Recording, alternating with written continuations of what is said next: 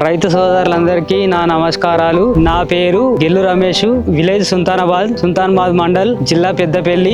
నేను గత 20 సంవత్సరాలుగా వ్యవసాయం చేస్తున్నాను. అనేక కంపెనీల గుళికలు ఎన్నో జల్లినా కానీ నాకు పొలానికి గంటకు మరియు పురుగు రావడానికి ఏ మందు పనిచేయలేదు. కానీ నేను గత 5 సంవత్సరాల నుండి షణ్ముఖ కంపెనీ వసుధ ఈ గుళికలు చల్లుతున్నాను.